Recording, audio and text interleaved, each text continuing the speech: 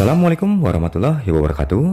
Kami berharap kalian semua dalam keadaan sehat walafiat serta selalu dimurahkan rezekinya. Amin. Jika kamu terlahir sebagai seorang muslim, maka kamu pasti sudah tahu bahwa seluruh aspek kehidupan telah diatur di dalam Al-Quran dan hadis Rasulullah. Termasuk salah satunya yakni cara untuk mengatur keuangan menurut Islam. Manajemen keuangan yang baik merupakan hal yang sangat diperlukan guna untuk keberlangsungan hidup. Jadi jangan sampai kamu melakukan kesalahan dalam mengambil pilihan hidup dan perhitungan keuangan yang dapat merugikan diri kamu dan keluarga tentunya. Cara mengelola keuangan dalam Islam yakni bersikap bijak dalam melakukan pengeluaran keuangan dan juga hidup sederhana adalah merupakan kunci keberhasilan dalam hidup. Salah satu hal yang harus diperhatikan saat menikah adalah pengelolaan uang, termasuk manajemen rumah tangga dalam Islam. Ini tentu tidak mudah, tetapi juga bukan tidak mungkin. Mengelola keuangan Anda membutuhkan fokus, presisi, dan juga kecerdikan. Pada awal pernikahan adalah periode yang paling mendasar. Semakin lama keluarga Anda, semakin banyak yang harus Anda tangani. Kebutuhan kesehatan, pengasuhan anak, dan lain-lain, masalah manajemen rumah tangga dalam Islam tentu dapat mempengaruhi pembentukan bagi keluarga yang sakinah, mawadah, dan warohmah. Hal ini dikatakan oleh Elma Pawitasari MD, pemerhati keluarga dan magister pendidikan di Universitas Boston. Ada beberapa hal yang mampu membuat kamu tenang, yakni tentang mengatur rumah tangga dalam Islam, termasuk kewajiban hidup dan batasannya. Jadi kita pun bisa melihat bagaimana Islam memberikan aturan yang bermanfaat bagi semua orang. Bukan hanya istri, suami, ataupun sebaliknya, suami dan istri. Dalam Islam disebutkan ada beberapa hal yang akan menjadi hak dari seorang istri mengenai hal keuangan ini. Yang pertama yaitu mengenai mahar. Mengenai mahar tidak ada ketentuan atau batasan besaran mahar. Akan tetapi sebagai seorang suami, maka wajib untuk dapat memberikan hak istri yang boleh untuk dibayar kontan atau cicil sesuai kemampuan. Allah Subhanahu wa taala berfirman, "Berikanlah mas kawin atau mahar kepada perempuan yang kamu nikahi sebagai pemberian dengan penuh kerelaan. Kemudian jika mereka menyerahkan kepada kamu sebagian dari mas kawin itu dengan senang hati, maka makanlah dan ambillah. Pemberian itu sebagai makanan yang sedap lagi baik akibatnya." Quran Surat An-Nisa ayat 4. Mengenai nafkah, Allah Subhanahu wa taala berfirman, kaum laki-laki itu adalah pemimpin bagi kaum perempuan. Oleh karena Allah telah melebihkan sebagian mereka laki-laki atas sebagian yang lain perempuan, dan karena mereka laki-laki telah menafkahkan sebagian dari harta mereka. Quran Surat An-Nisa ayat 34. Said Sabiq menjelaskan makna nafkah mencukupi segala kebutuhan istri yang mencakup makanan, tempat tinggal, pelayanan, dan obat. Said Sabiq Fiqh Sunnah, Jilid 2, Jakarta, Al-Istisqom 2011 halaman 340. Apabila istri bekerja, maka hasil pekerjaannya adalah merupakan hak istri. Istri boleh membelanjakannya untuk keluarga sebagai sedekah, namun tidak boleh untuk dipaksakan. Hak dengan suami masalah keuangan, yaitu peran suami sebagai kepala rumah tangga juga berhak mengelola keuangan tanpa harus mempertanggungjawabkannya kepada istri. Suami berkewajiban menafkahkan sebagian harta, bukan semuanya. Allah Subhanahu wa taala berfirman, kaum laki-laki itu adalah pemimpin bagi kaum perempuan. Oleh karena Allah telah melebihkan sebagian mereka laki-laki atas sebagian yang lain perempuan, dan karena mereka laki-laki telah menafkahkan sebagian dari harta mereka. Quran Surat An-Nisa ayat 34. Di sisi lain justru istrilah yang wajib meminta izin untuk menggunakan harta suami yang tidak atau belum diberikan kepadanya. Seorang istri boleh bersedekah dengan harta suaminya jika tahu suaminya pun juga pasti akan rela. Jika tidak, maka hukumnya pun akan haram. Ulama fikih sepakat zakat tidak boleh diberikan kepada ayah, kakek, ibu, nenek, anak, dan cucu. Dalam sebuah hadis Rasulullah SAW bersabda, kamu dan hartamu adalah milik ayahmu. Dengan begitu, haram hukumnya istri melarang suami menafkahi orang tua atau adik-adiknya, sebab itu masih merupakan kewajibannya. Hal berikut ini adalah beberapa tips dalam mengelola keuangan rumah tangga yang islami. Yang pertama yaitu membuat rencana pengeluaran bulanan dan tahunan. Kamu harus berusaha untuk melakukan hal ini secara rinci dan sesuai dengan kebutuhan. Untuk pengeluaran tahunan, biasanya termasuk kebutuhan seperti membeli perlengkapan rumah tangga, pendidikan, kesehatan, dan lain sebagainya. Mengelola keuangan rumah tangga dalam Islam memiliki dalil yang akan menghasilkan kemaslahatan. Yang kedua yaitu kamu harus sesegera mungkin untuk mencatat dan mengatur arus kas kamu.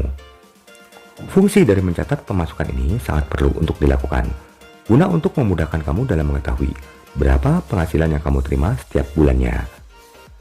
Hasil dari pendapatan ini pun berasal dari gaji pokok pekerjaan kamu, hasil dari bisnis sampingan yang kamu lakukan, serta bonus dan lain sebagainya. Hal ini pun juga dipakai sebagai bahan evaluasi yang akan sangat berguna sekali bagi pengelolaan keuangan kamu selanjutnya. Yang ketiga yaitu berperilaku hemat dan sederhana. Hal ini telah dicontohkan oleh Rasulullah SAW dan para sahabat. Mereka meninggal tidak meninggalkan warisan yang banyak atau harta yang berlimpah. Padahal mereka adalah para bangsawan kaya, memiliki jabatan tinggi di masyarakat, namun tidak bermewah-mewah. Hidup sederhana bukan berarti miskin, tapi membatasi diri untuk tidak hidup berlebihan. Allah berfirman, "Hai anak Adam, pakailah pakaianmu yang indah di setiap memasuki masjid, makan dan minumlah dan janganlah berlebih-lebihan. Sesungguhnya Allah tidak menyukai orang-orang yang berlebih-lebihan." Quran Surat Al-A'raf ayat 31. Selanjutnya yang keempat yaitu membuat prioritas keuangan keluarga. Mengelola keuangan dapat dimulai dari memahami kebutuhan keluarga, misalnya saja tabungan, tagihan rumah, listrik, telepon, kesehatan, dan lain sebagainya. Islam mengajarkan untuk mengelola keuangan dengan baik, karena harta dalam Islam adalah alat untuk dapat melaksanakan kehidupan yang lebih baik dan juga memberikan manfaat bagi umat. Prioritas keuangan dalam Islam dimulai dari zakat ataupun sedekah, tabungan, hutang, dan belanja kebutuhan rumah tangga. Aturan zakat adalah untuk membersihkan harta sekaligus menjaga keseimbangan ekonomi. Dan dia menjadikan aku seseorang yang diberkati di mana saja aku berada. Dan dia memerintahkan kepadaku mendirikan sholat dan menunaikan zakat selama aku hidup. Quran Surat Maryam ayat 31. Selanjutnya yang kelima yaitu mengurangi hutang. Bagi seorang muslim diperbolehkan untuk mengajukan pinjaman, baik hal tersebut dilakukan di bank syariah maupun bank konvensional. Apabila muslim tersebut ingin meminjam uang dari muslim atau non-muslim juga diperbolehkan. Umat muslim pun dianjurkan untuk mencatat jumlah dan perjanjian pinjaman yang disaksikan oleh orang lain, agar tidak merugikan pihak manapun dan juga tidak lupa. Tidak dapat dipungkiri, utang pinjaman kerap kali menyelamatkan kita dari masalah keuangan. Walaupun begitu, Islam tidak menganjurkan untuk berhutang, kecuali berada dalam kondisi mendesak dan darurat. Jadi apabila masih ada tunggakan pinjaman, usahakan untuk melunasinya, karena hukumnya wajib dalam Islam. Bahkan ketika seseorang meninggal dan masih memiliki hutang, maka ahli warisnya pun wajib melunasi hutang orang tersebut. Selanjutnya yang keenam yaitu menggunakan rumus 111. Salah satu cara mengatur keuangan ala Rasul dengan melakukan rumus 111. Rumus 111 adalah rumus mengatur keuangan yang dibuat dan diajarkan oleh sahabat Nabi Salman Al-Farisi. Berdasarkan riwayat hidup Salman Al-Farisi, dengan modal uang 1 dirham, beliau menggunakannya untuk membuat anyaman yang dijual seharga 3 dirham. Jadi dengan keuntungan 3 dirham, beliau membaginya menjadi 1 dirham digunakan untuk keperluan keluarga, 1 dirham digunakan untuk bersedekah, dan 1 dirham digunakan kembali untuk memodali usahanya. Rasulullah pun menganjurkan kepada umat muslim untuk menjalankan rumus 111 dalam kehidupan sehari-hari.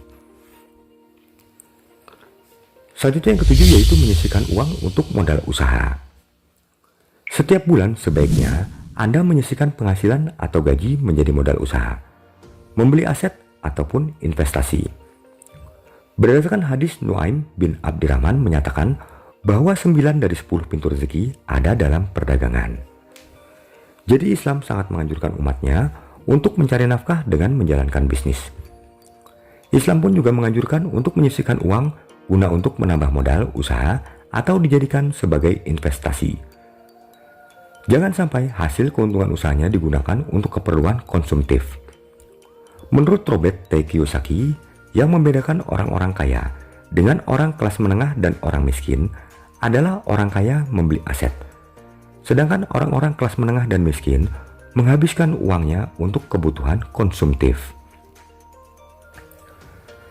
Terkadang orang-orang kelas menengah menganggap bahwa mereka telah membeli aset, padahal mereka membeli liabilitas atau barang konsumtif. Liabilitas merupakan barang yang mendatangkan pengeluaran, sedangkan aset merupakan barang atau modal yang dapat menghasilkan keuntungan. Contohnya saja, Anda mengajukan pinjaman untuk membeli mobil agar dapat dipamer dan menjaga gengsi. Pada akhirnya terbebani utang, biaya perawatan, dan biaya lainnya. Hal ini termasuk liabilitas. Sedangkan aset, contohnya, Anda membeli mobil yang digunakan untuk usaha barang logistik ataupun jualan. Hasil keuntungan dari mobil yang dimanfaatkan untuk usaha ini jumlahnya lebih besar dari cicilan. Selanjutnya yang ke-8 yaitu menabung. Bagi banyak orang, menabung sebagian dari penghasilan mungkin agak sulit. Kerap kali orang-orang merasa penghasilannya berkurang karena harus menyisihkan uang untuk ditabung. Namun selama beratus-ratus tahun, menabung telah membantu banyak kehidupan manusia untuk menyiapkan kehidupan yang lebih baik di masa depan. Seperti dalam hadis riwayat Bukhari, bahwa simpanlah sebagian dari harta kalian untuk kebaikan masa depan kalian, karena itu jauh lebih baik. Umumnya manfaat dari tabungan mulai dapat dirasakan ketika uang yang ditabung telah terkumpul banyak. Dengan memiliki tabungan, Anda memiliki cadangan uang yang dapat digunakan kapan saja. Jadi cara menabung menurut Islam adalah dengan menyisihkan uang sedikit demi sedikit mulai dari sekarang. Misalnya saja Anda menyisihkan 200.000 per bulan, maka dalam setahun uang Anda akan terkumpul sebanyak Rp2.400.000. Jumlahnya ini pun juga tentunya akan bertambah seiring waktu. Selanjutnya yang ke-9 yaitu memiliki dana darurat. Setiap orang tentunya tidak akan pernah tahu musibah ataupun bencana yang akan menimpa pada dirinya. Sebab itu umat muslim seharusnya selalu berikhtiar dan berusaha untuk berjaga-jaga dalam menghadapi masa depan, yakni dengan memiliki dana darurat. Layaknya tabungan, dana darurat juga adalah salah satu hal yang harus dimiliki oleh setiap muslim. Kamu pun dapat memilih rekening tabungan untuk menempatkan dana darurat yang kamu miliki. Selanjutnya yang terakhir atau yang ke-10 yaitu zakat, infak, dan sedekah. Setiap muslim wajib untuk melaksanakan rukun Islam, yakni dengan mengeluarkan zakat yang bermanfaat untuk menyucikan harta benda dan jiwa. Zakat ini pun wajib ditunaikan karena 2,5% dari rezeki yang diperoleh ada hak fakir miskin di dalamnya. Adapun infak dan sedekah juga dianjurkan untuk dilaksanakan meskipun sifatnya sunnah. Jadi dengan mengeluarkan zakat, infak, dan sedekah, kamu tentunya membantu orang-orang miskin yang betul-betul membutuhkan bantuan. Oleh karena itu pastikan kamu menyisihkan penghasilan atau gaji yang kamu miliki setiap bulannya untuk zakat, infak, dan sedekah. Berikut tadi adalah merupakan cara mengelola keuangan dalam Islam agar cepat sukses dalam hidup. Jika kalian anggap tayangan ini bermanfaat, silahkan klik like, subscribe, dan share ke rekan-rekan kalian, agar kami tambah bersemangat dalam menayangkan seputar info keuangan yang bermanfaat bagi kalian semua. Wassalamualaikum warahmatullahi wabarakatuh.